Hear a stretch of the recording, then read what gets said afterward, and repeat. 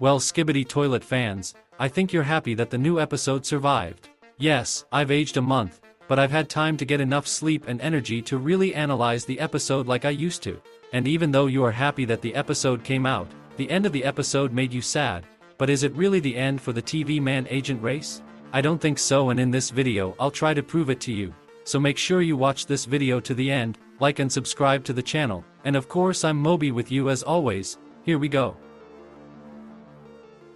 Let me start with the fact that the extra scenes last more than 8 minutes in the full episode, and the 77th episode itself lasts almost 25 minutes. As far as I remember, the whole season had this length before, but now it's one episode.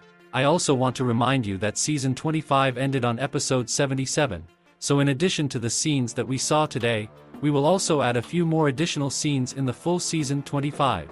Well, let's start by analyzing the first additional scene, which, according to the plot, begins before the events of episode 77. We are shown the cameraman agent base, which we saw for the last time back in the distant 50th episode. As we can see at this location, most of the agents also have an improved appearance, except for scientists and engineers. The camera turns and we see how Skibidi Toilet are approaching the base, but this time they are not doing it to attack and destroy the agents, but on the contrary in order to unite and help them in the fight against a common enemy. We understand this based on their dialogue between the POV cameraman and the Skibidi soldier.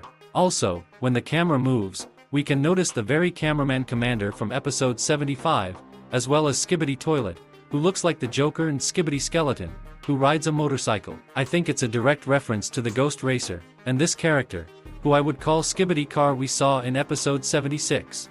Well, and then there's that Skibidi soldier's dialogue with the POV operator during which their base. That is, the cameraman's base becomes their common base with the Skibidi Toilet, and as proof that they are not so bad, they return to the cameraman their longtime hostages. And yes, as I understood, in the container were the hostages, because they had paper bags on their heads. I honestly don't know how they would have seen anything, since they were in the container anyway, but okay, it still looks funny. Also, almost forgot, during the dialogue in the background we could see a cameraman in a yellow shirt, which was also in episode 75. Then the camera switches and we see a completely different location, specifically Khabarovsk, Russia. And here everything is canonical. Agents of the cameraman wear a tracksuit, on their heads they wear an Ushanka hat, and of course they drink vodka instead of water. I've been to Khabarovsk and there everything is like that, so for the realism is definitely worth to put a like. Well, as we can understand, the agents and Skibidi Toilet have entered into an alliance around the world and they are fighting together against a common enemy, namely Astro toilets. The next location, which we were shown, is Amsterdam, and their things are much worse than in Russia, because Astro toilets are actively attacking agents and toilets have nothing to do but run away. The next location is Great Britain, and here I'm going to analyze this scene in more detail, because in it we are shown that Astro toilets have the ability to become invisible. At this point we can see that POV cameraman sees the enemy, and then he disappears. Cameraman shoots at the place where Astro toilet disappeared, but nothing happens, because Astro Toilet went invisible and unnoticed approached the POV operator, and then quietly eliminated him. The next location we were shown was Japan, and in my opinion it and the location Russia were the most atmospheric and memorable, and I think they will still play a role in the series. At the end of the video I'll tell you what I'm talking about. In the meantime, see how beautiful cameraman, speakerman, and even Skibidi Toilet look in Japan. Next we are shown another location, and then we see the scene we saw earlier in the shorts version on Mr. Boom. I also hope you realize that all this time when we were shown different locations on the building background, Titan TV man was talking to TV scientist. I don't think this is some hidden detail, and each of you can just turn on the subtitles and read what they are talking about. And yes, at this point where the Titan TV man is holding his tablet in his hand, you might think he is watching YouTube, but no. It was actually him switching cameras between locations and seeing what was going on in a particular location. In our previous videos we have already analyzed this scene, so I'll tell you in brief. Here TV man scientist persuades the Titan not to get into battle, and stay at the base to better prepare for the next battle. But Titan TV man was of a different opinion. His argument was that the cameraman agents were left without Titan and they need help. There is a positive message in his words, but I think it would have been possible not to enter the battle, but only to save all the surviving agents, and thus they would not have attracted so much attention, would have saved the agents, and Titan TV man would have stayed alive, or rather would have stayed on the side of the alliance. And if you've watched all the extra scenes, you know what I'm talking about. And that's where we get to these scenes. Part 4 of episode 77 ended with Titan TV Man starting to teleport, and many assumed he would teleport to his base, and he did. Titan TV Man teleported to his base and brought the Astro Juggernaut cannon with him. The scientist TV Man was horrified when he saw the Titan, and he was even more horrified when he saw that the gate, aka teleporter, did not close. So something was holding back this ability, and as we are shown below, it was done by the Astro toilet. They began to spray some special substance so that the portal would not close, so that they could also penetrate it or leave a tracking tracker, which happened in the future. But before that, Astro Duchess appeared near the portal, but this time she was more human-like. It seems that the Duchess has several forms she can transform into, and after she appeared in the location she used her tentacles to reach into the portal for TV Man Titan. And if initially the Titan tried to, at least somehow he fought them off, then he stopped doing it, and it's not that he had no strength, or he was tired. It was the tentacles themselves. Listen to what Titan TV Man said and you'll understand. Yes, these tentacles have energy that paralyzes the Titan, and because of this he could not move, after which Astro Duchess easily pulled him out of the secret base. Then several Astro toilets flew into the portal and began to destroy the secret base of TV Man agents, the location of which was not known before this episode. As it turned out, all this time the base was deep underground in Alaska. And just at the time of Astro toilet's arrival to the base of TV Man agents, they were with tracking sensors, and despite the fact that they were destroyed anyway, Astro toilets had enough time to track the base, send their mothership and destroy the location. But luckily the TV Man agents managed to escape. After all, they apparently envisioned a moment when they might be discovered and have to move urgently. So the scientist TV Man moved the base, or rather what is left of it, in another location. And by the way, the facial expression of this agent and in general how he behaves completely reflects the emotions of fans of TV Man agents, who thought that they will remain untouched until the end of the series. And also it is a reference to this meme.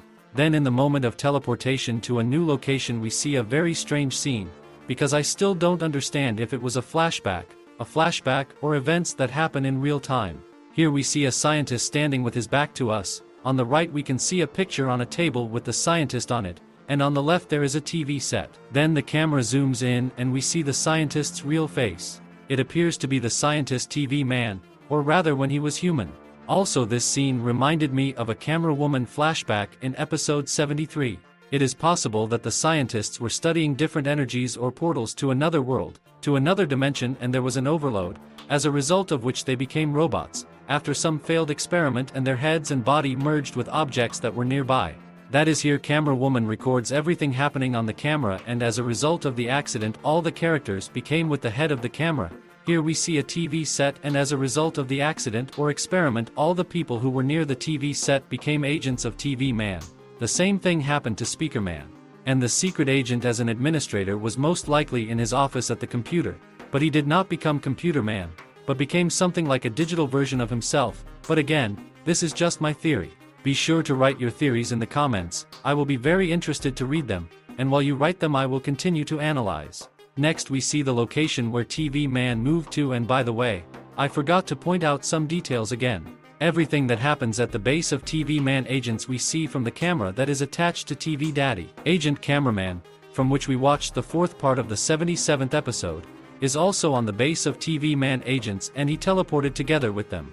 But what I did not see, or rather who, is Camera Woman, because we remember how in 3-part 77 episode TV Woman saved Camera Woman and teleported her, and most likely also to the base of TV Man, but since we did not see her there, it means that TV Woman teleported her to another place, and most likely in additional scenes of season 25 we will be shown where Camera Woman is now. Well, I have pointed out these rather inconspicuous points, now let's continue the analysis. After the TV-Man agent base has been teleported to the abandoned prison we go back inside the lab and see TV Scientist and TV Woman not knowing what to do next. Even TV Man's Titan is probably dead, and just like that we see what really happened to him.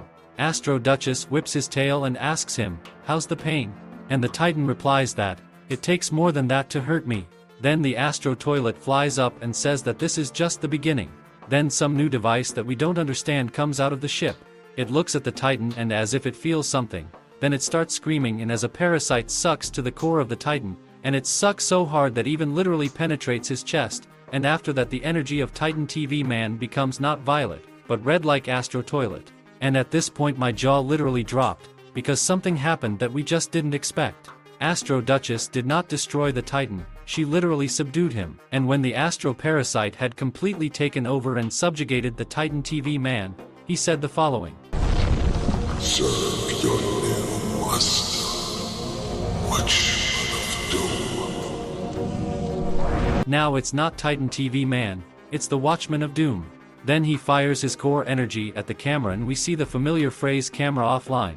But that's not all, because just at the last second we can see how this inscription has a green color, which hints at the return of the secret agent in the next season.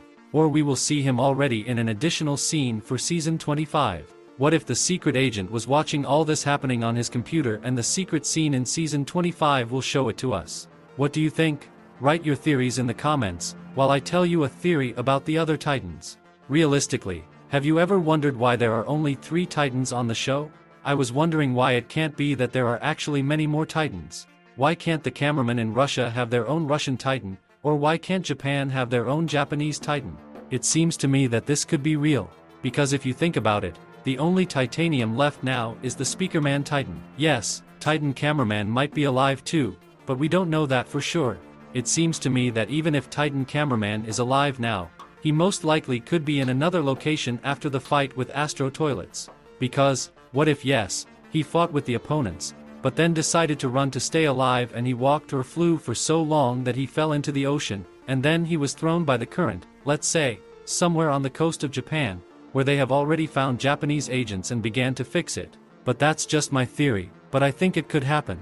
Now we have to wait for the additional scenes of season 25 to be released so we can make some rough theories about what we might see in the future. Oh, and yes, I was about to finish this video when I suddenly noticed in the montage that in the episode you can see a secret agent in this spot, so that means that